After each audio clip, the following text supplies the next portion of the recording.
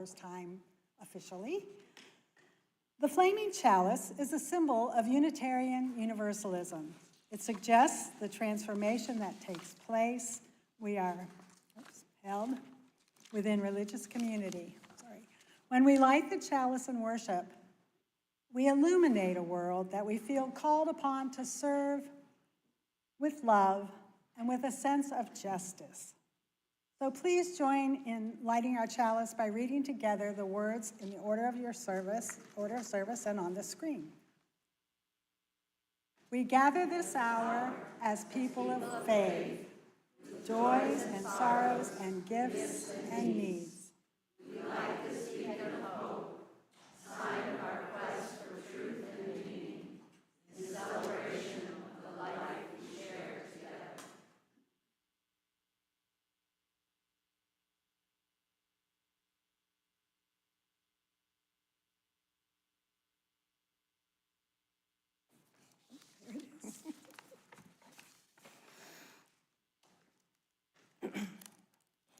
Now is the time in our service when we reaffirm our covenant a little bit each week.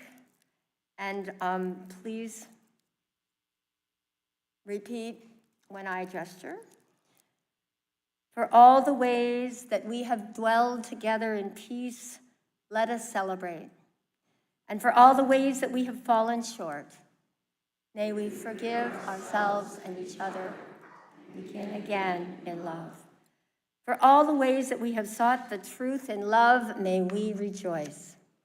And for the ways that we have missed the mark, may we forgive ourselves and each other and begin again in love. For all the ways that we have helped one another, we come together with gladness. And for all the ways that we may have neglected one another, may we forgive ourselves and each other and begin again in love.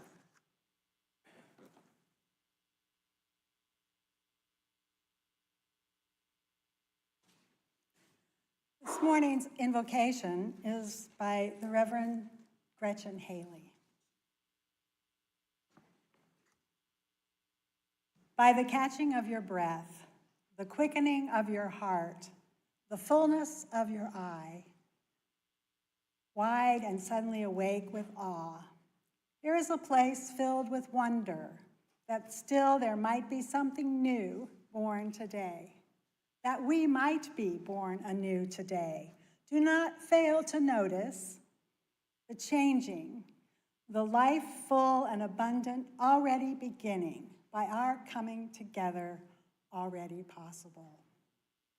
By the promises we make to give and to receive, to become more together, and to forgive again and again, and falling short, that is always. Already here, we find ourselves among the courageous, feeling ourselves trying to be brave with each in and out of breath. Each word, each pause, each song, we give thanks to be on this journey in this faith together. Come, let us worship together. Please rise in body or spirit and join me in singing hymn number 347 in your gray hymnal, Gather the Spirit. Gather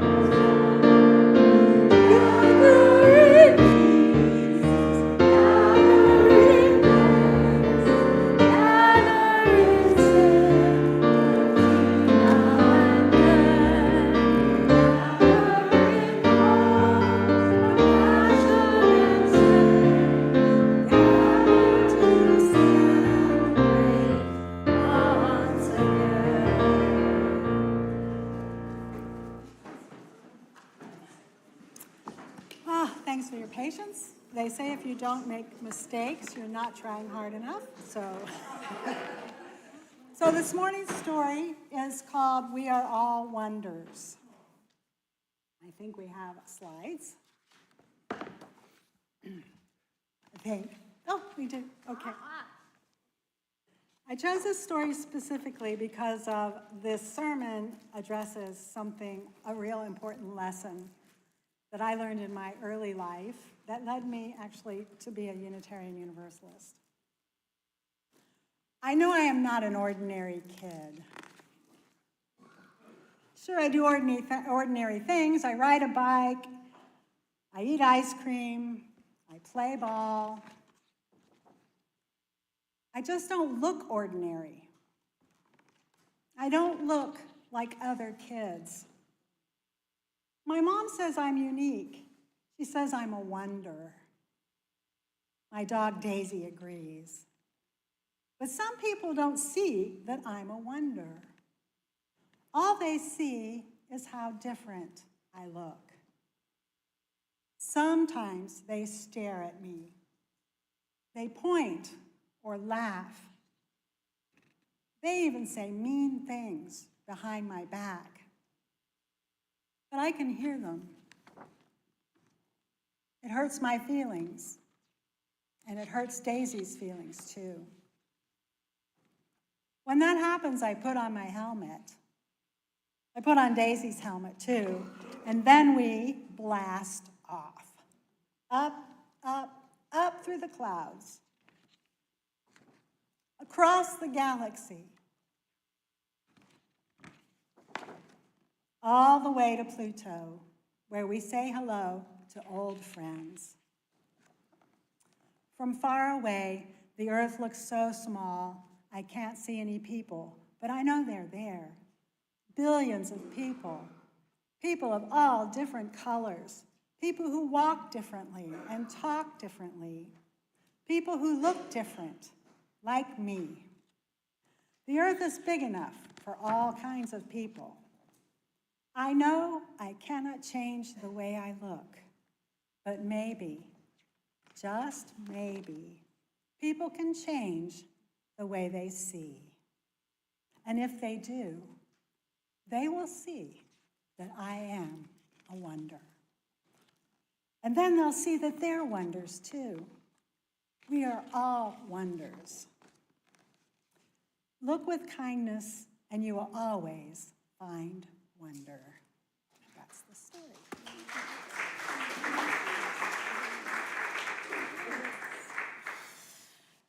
Well, this is part of the experiment. We're going to jump into the offering. Each week, we take a good portion of our Sunday offering and give it away to social justice causes outside of our church walls. This month, we are sharing our loose change for social change offering with Aaron's Farm. Aaron's Farm is a nonprofit animal sanctuary and rescue located in Hobart. The farm functions as an all-animal sanctuary, educational farm, and forever home for animals in need. We will be collecting loose change for Aaron's Farm in August. In addition, we'll be collecting items in the parish hall for the farm as well. Donations in the baskets will go to sustaining the mission of our congregation, and donations in the cups go to support the outstanding work of Aaron's Farm. For those not with us in person today, there is an online link for both one-time and regular donations. And I see I have some volunteers. I might need one more. Okay.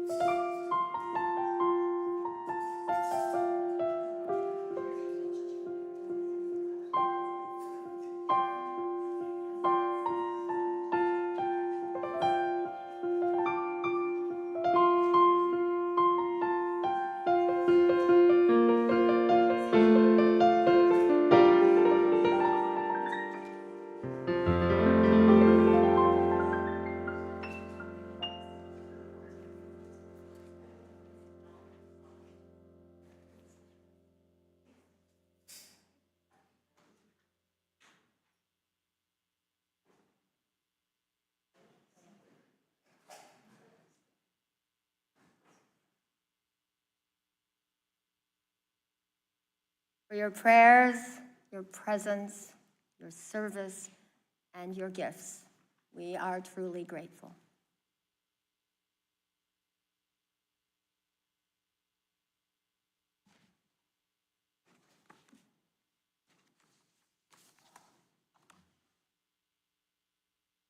Please join me for a time of centering. Because there are so many tender places in our hearts, and because we live in a world with so much bad news, we will take a time of candlelighting because words simply cannot express some of the deep grief that we feel, and sometimes a joy as well. So, in the center of our service and in the center of our lives, let us pause to honor the silences of the world. Let us open our hearts to the place of quiet, to the silent prayer for the healing of pain and the soft, gentle coming of love. So I invite you now to light a candle of memory or hope, or just sit quietly as the music holds us in sacred space. I will light the small candle for you to light your candles from, and I will light that from our chalice. The first candle I will light will be for you who are worshiping at home.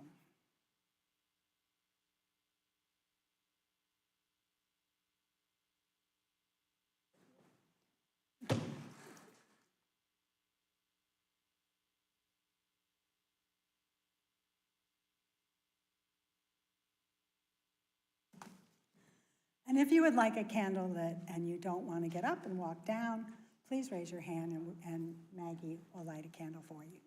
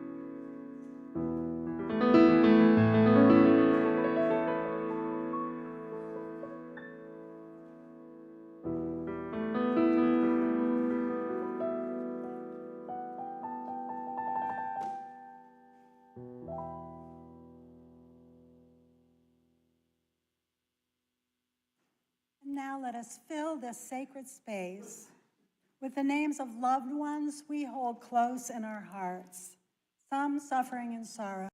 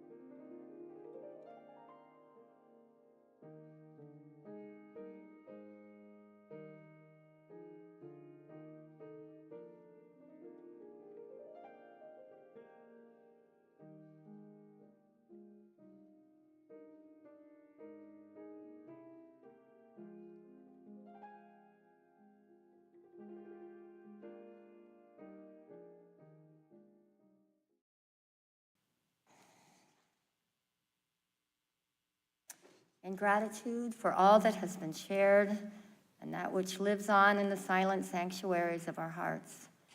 May we continue to weave the fabric of this community into ever more beautiful patterns. The breath of nature is upon us. The spirit of life is within us, and the community of love is around us. So be it, blessed be, and let the church say, Amen. Please rise in body or spirit to join me in singing the centering hymn 391. Voice still and small. This is in the, I'm supposed to be seated, oh well. You can sit if you want to. Yeah. And it's in your gray hymnal. It's a short one.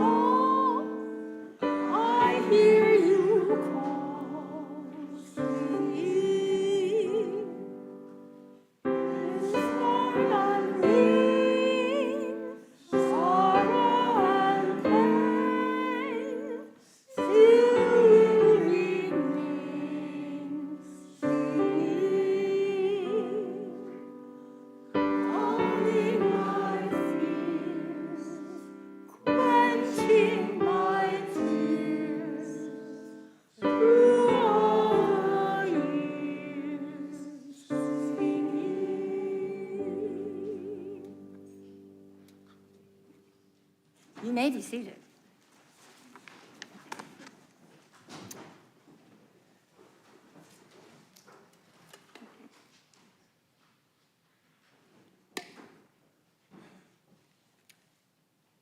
UU minister Bill Clark tells a story about being at the beach after a long, hard day. For the past many months, his ministry had been particularly difficult. He was exhausted and sad and wondering how he could possibly go on. Then, across what he thought was an empty beach, Bill heard something, a woman shouting. But it quickly became clear that she wasn't in trouble. In fact, what she was shouting over and over again was, "Joy! Joy!" All of a sudden, something shifted in Bill's heart, almost a revelation. It was possible to choose joy, even in the midst of great difficulty. It was possible to be so committed to joy, so overwhelmed by joy, that you would need to shout it to the very wind and waves.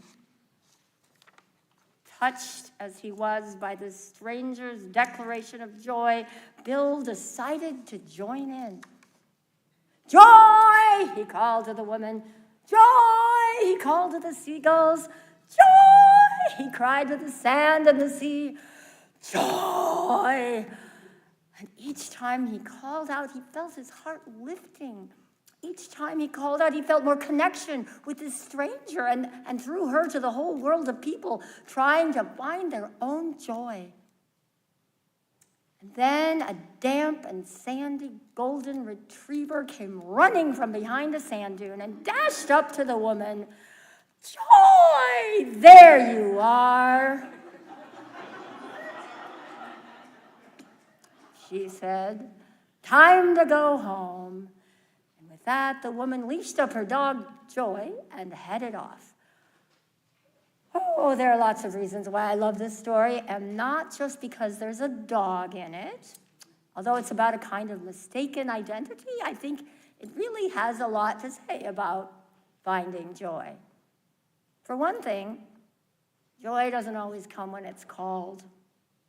There are lots of reasons that make us feel as if joy has fled the scene.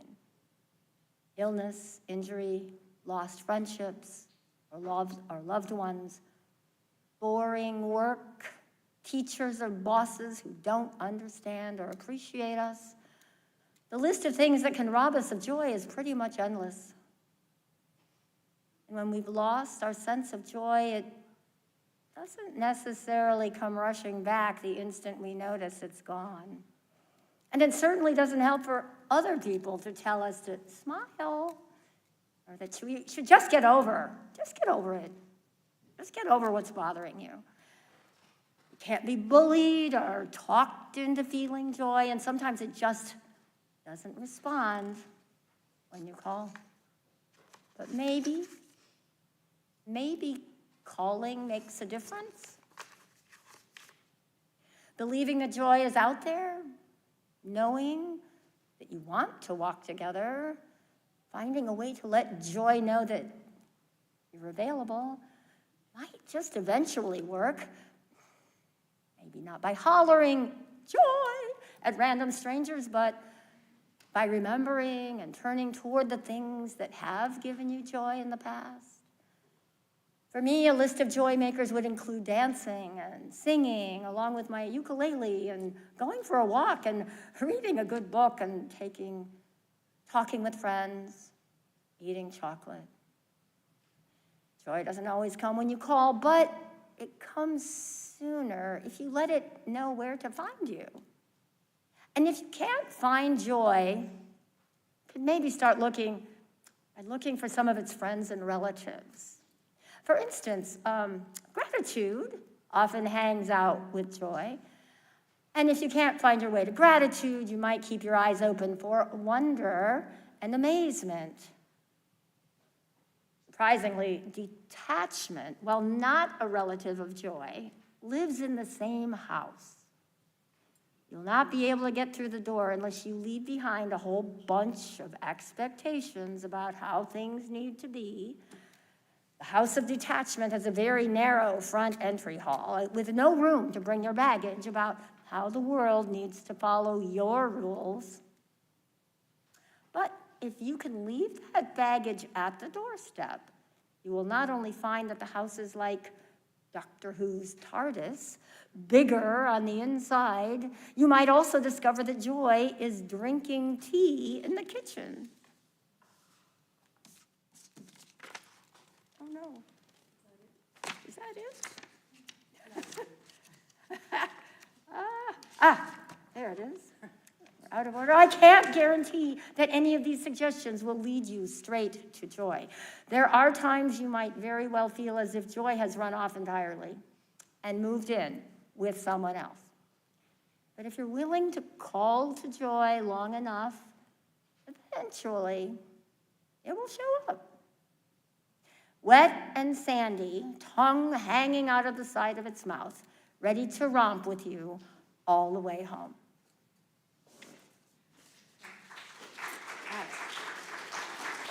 I'm going to put these back in order. Put them back in order. I think they have page numbers.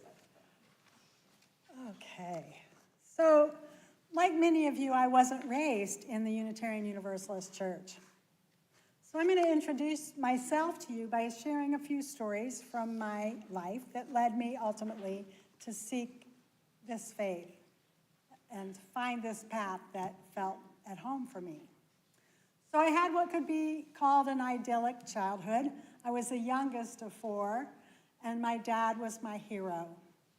He was handsome, funny, smart, and he made us feel like we were the most important things in his life. He was a powerful presence, larger than life.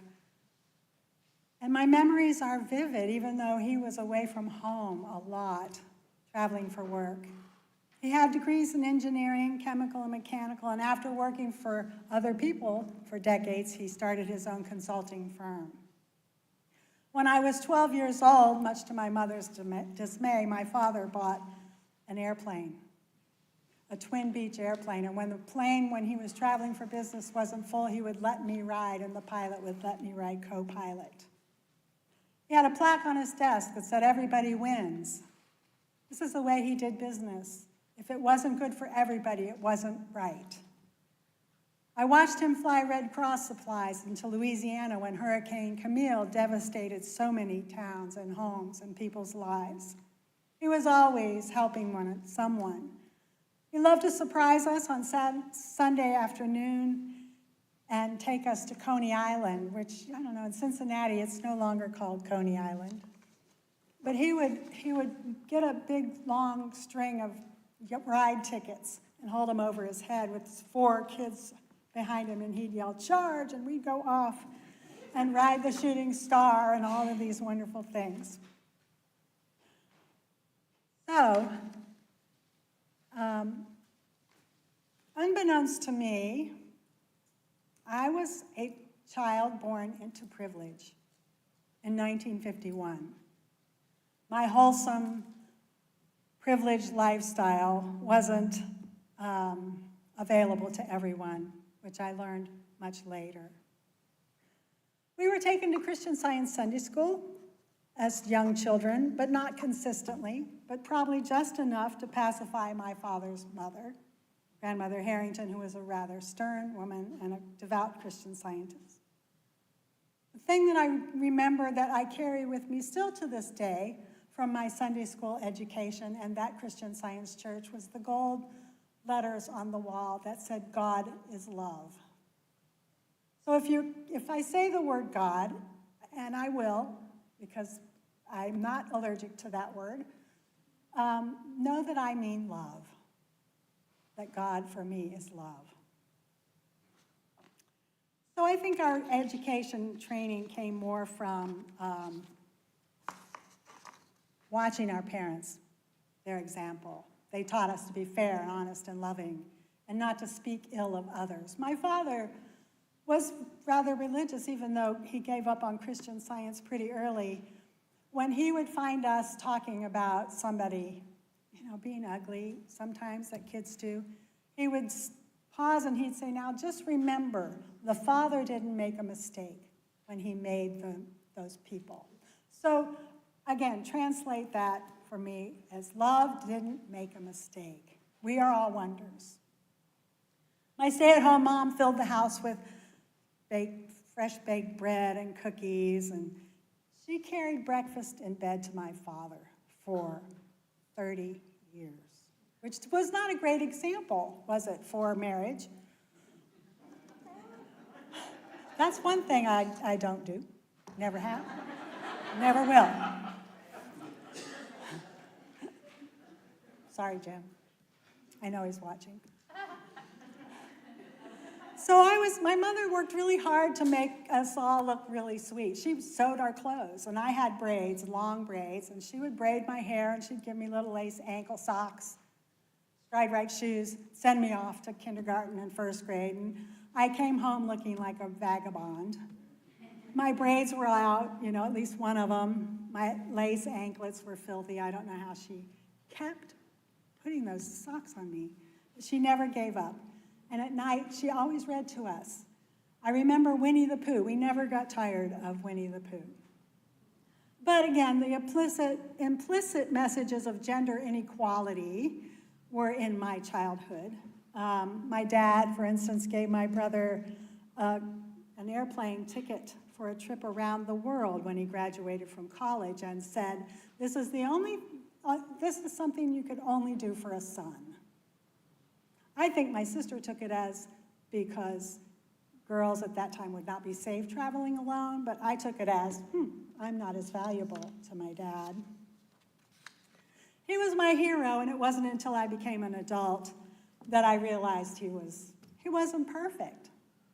I had to learn that a lot when I would hold somebody up on a pedestal. My mother would sit silently, and she wouldn't push back. I learned later that my father had had an affair with his secretary for years, and other women were in his life, and her anger would erupt on some occasions. My dad's father became a widow, and he remarried, and his new wife made ceramics. And she made this ceramic frog on a lily pad that was pretty hideous. And Mommy would only bring it out when they came to visit. So one morning when she was eating breakfast in bed, watching the Today Show on his big king-size bed like a king on his throne, she took that frog and that lily pad, and she went into the bedroom and she hoisted it over her head and she slammed it on the floor and it shattered to pieces. And she said, "There." So, enough of that. Okay. Yeah, so when I was in first grade, I witnessed the almost daily paddling of an intellectually disabled and impaired African-American boy in my class. He was being considered disruptive. Even with my immature, 6-year-old understanding of life, I knew that was wrong and that boy did not need to be punished. And my eyes would blur with tears when I'd hear that rapping on the door, and she would come to the principal would come and say, "Robert Sims," and take him out in the hall and paddle him. And the words my father said, "Love did not make a mistake when it made Robert." When I was 9 years old, I remember whispers in my house about my father's colleague whose wife had given birth to a Down syndrome child. Back then, they called it mongoloid. She was an older mother, and so they never brought that baby home. It went straight to a home. She never even saw that baby. She didn't get to hold him. And I felt so sad. And so I didn't understand that mother's empty arms and worried that baby felt scared. And I remember, like yesterday, feeling a sense of insecurity about living in a world where babies are thrown away, discarded, forgotten, put away behind closed doors. And what about God? What about my Father's promise? Love does not make a mistake. My father took us to Tarpon Springs for a couple weeks on it because he loved to fish. So every vacation, obviously, was a fishing trip. So we went deep sea fishing. We stopped in a small town in Georgia for lunch, and that was when I first saw racism, segregation. I had never seen such ugly prejudice. And I started to think, okay, we are not safe around the adults who are running things. When I was a junior in high school, my best friend's big brother, Stevie, was in a car accident. He was a passenger in the front seat without seatbelt and was thrown through the windshield. He suffered a traumatic brain injury and was institutionalized for the rest of his life. It was so sad and so unfair. My faith in that all-powerful, all-loving God was pretty much gone. When I was a teenager, my idyllic family illusion began to fall apart. My parents' financial situation was tense. There were 3 kids in college, and I was the only one at home. My father had bought a house, a big old house, that was 3 stories. The second floor had 4 bedrooms and 2 baths, and it was an old house. We got quite a deal on it. My dad labeled that kids' country, would not let my mother go upstairs. We had to clean our own rooms. If we didn't clean the bathrooms, we were grounded.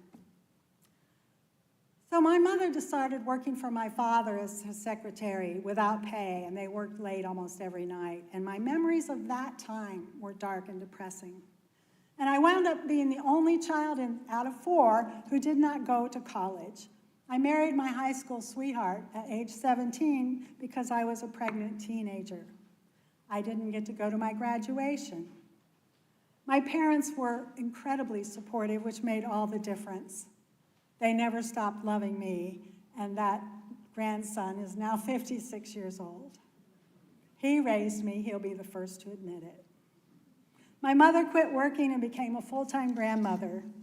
My husband's mother, my high school sweetheart's mother, owned 4 beauty salons, so I went to beauty school. Wasn't my idea, but I was pretty good at it. So my teenage marriage was a mess.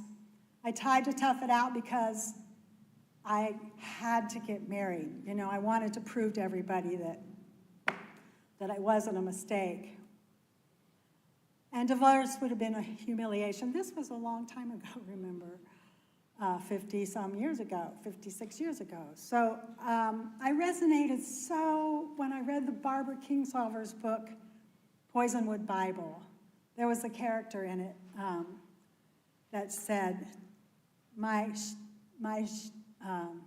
insides are lined with shame like a badly wallpapered bathroom. And I was like, first time I ever felt fully understood. So, I spent years changing that wallpaper. And part of that was being honest, being transparent. I was a pregnant teenager. Back then, it wasn't cool. And it was hard. 4 years later, with a second child on the way, I was working part-time in one of my mother-in-law's beauty salons. And I had a client whose child was severely disabled. And when she would bring her in for a haircut, I would dread it because she would resist and she would cry and one time she threw up. Sometimes she wet her pants. I was in awe of this mother who spent her entire life caring for this child, loving this beautiful child, but I was terrified that I would give birth to a child who was disabled, and I'm ashamed of that. So after many years of enduring an unhappy marriage, I mustered the courage to end it. And in my quest for life, besides sheer survival, was to raise my children to be citizens of the world and to earn our keep in the world. I worried constantly. So I started volunteering. It was kind of like bypassing the middleman. I started volunteering at a state home for disabled people, and because so many other people had started things like Mothers Against Drunk Drivers, finding a way to make meaning. So I wanted to make the meaning and just bypass that. So I had a client with a child who was a 32-year-old child who was disabled. She lived at Witten Center. She spent most of her life living at home and with siblings and loving parents, but after her father died, her mother could no longer manage her. So she was moved to the Witten Center. And Kathy's mother asked me to go there and help with a Christmas party that they would give the residents. And she asked if I would go early and cut Kathy's hair. I wasn't prepared for Witten Center. The Parents Club mainly consisted of a handful of dedicated parents, and they sponsored the party. And most of those residents didn't have people who visited them, either because their parents were dead or they just didn't make it there. Kathy was a lucky one. The range of disabilities was tremendous, but most of the people at the party were over 35, and many were in wheelchairs. There was a country band that played music, and Santa Claus arrived and passed out lotion for the ladies and socks for the men. Many of the residents were really high functioning, but the most high functioning and outgoing were those residents with Down syndrome. My thoughts raced back to that mother's empty arms and that baby sent away. I look back, I think, well, we who are temporarily abled have committed so many human rights violations. I busied myself at the party, serving food and drink, feeling all righteous, that I was being helpful, and all the while trying to avoid really looking at the residents. As I was pouring soda for a severely disabled man in a wheelchair, he was pretty disheveled. He held his glass out for a drink, and I was compelled to look at him. And I found myself looking into the most beautiful blue eyes I'd ever seen.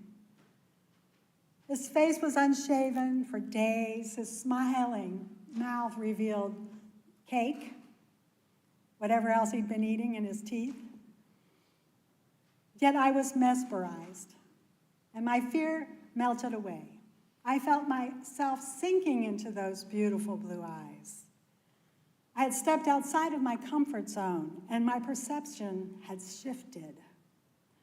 In my early theology, I thought I had seen God. But I did, didn't I? Isn't God love? I had seen love. I had felt it. I volunteered for years in Kathy's unit. And one Sunday, I would take my children there also. We adopted a woman who was 43. She was older than me at the time. And we would take her to lunch and buy her gifts. And she had a mischievous twinkle in her eye. Her sense of humor was delightful. The gift I received far outweighed my efforts, and I would cut the other residents in her unit, I'd cut their hair. I went one day by myself. I left Leslie at home, and I was really tired. I'd been cutting hair all day, and I was looking forward to driving home and having some solitude in the serene countryside, and they brought me one more client, and my heart sank. As she walked toward me, I couldn't even imagine, with all my talent, how I could fix that hair. Somebody had given her a perm, and it was just a fright wig. So, all I could do was reach into my weary being and muster up the willingness to see it differently. Much to my amazement, underneath that frizzy mop was hiding an abundantly beautiful head of naturally curly hair, which is why the perm caused it to frizz out. It was like a Brillo pad. But as I cutted away that mess and started sculpting and crafting a haircut, I kept repeating to this woman who was really cranky at first, "You are going to be so beautiful." And when I finished, I saw in her happy, shining face that had the same light and the same love that had made the earth stand still with that blue-eyed old man. She was beautiful. Of course, that light and love had always been there, but in my fear and my judgment, I hadn't been able to see it. Love doesn't make a mistake, folks. We make the mistake when we fail to recognize the inherent worth and dignity of every human being, when we fail to see that we are all wonders. Love is a choice. I had learned to look beyond form and see the perfect love in each of them. We are called in every moment to make that choice to love. So after wandering in the wilderness, religious wilderness, and not fitting into any religious community, train meditation.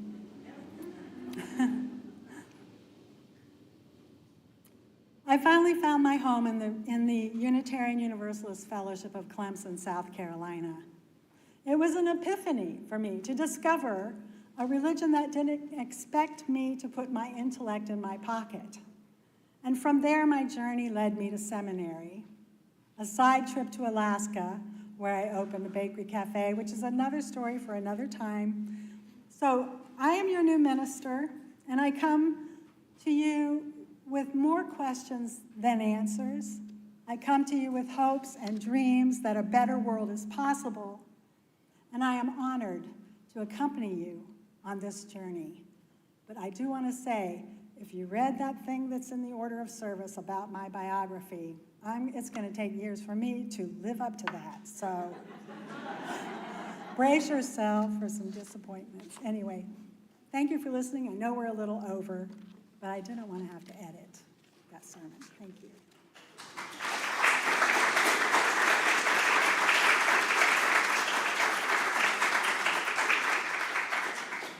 I was supposed to introduce that. That's okay. Go ahead. So please rise in body or spirit, and let's sing hymn number 298, Wake Now My Senses. We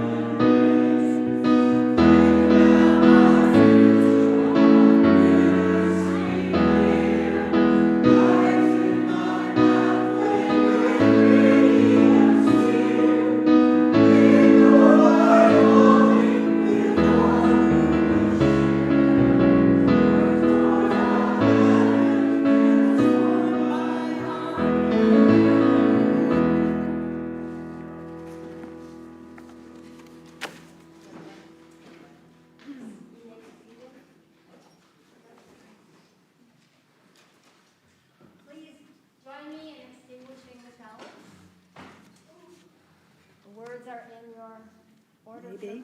Nope. Whoops, another mistake. To be We followed by extinguish the this- doxology. we extinguish extinguish this this flame, flame, but not the light of truth, warmth of community, or the fire of commitment. These we carry in our hearts until we are together again. All right.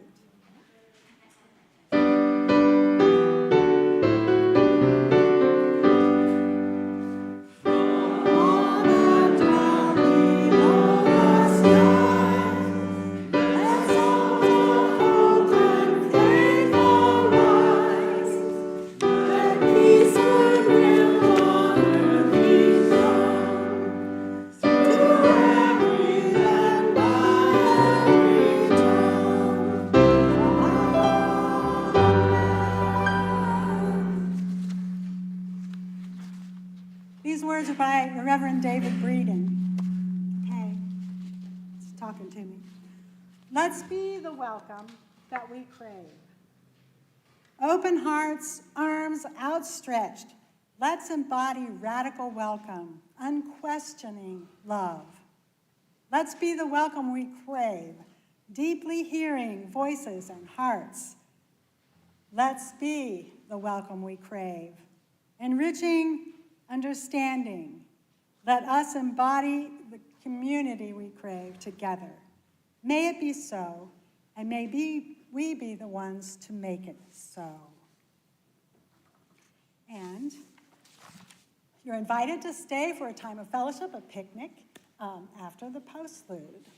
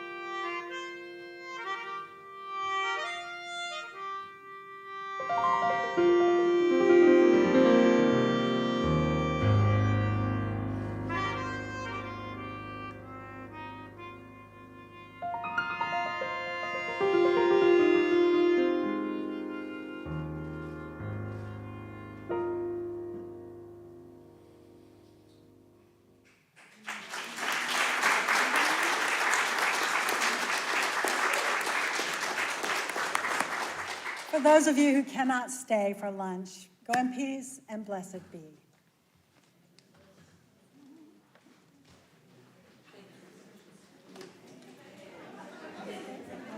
Yeah, I think so. Well, when people